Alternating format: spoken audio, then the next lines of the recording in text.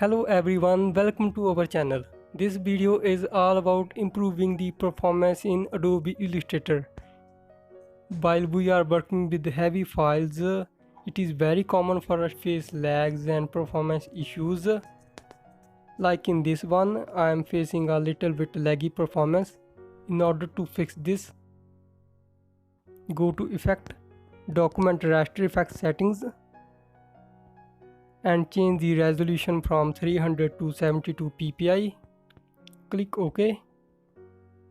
Now you will see an improvement in performance and your Illustrator is working much more smoother than before.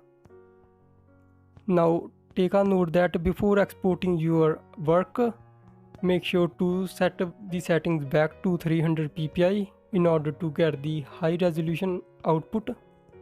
So set back to 300 ppi and click OK. Now you can export your work. Thanks for watching this video. I hope this video helps you.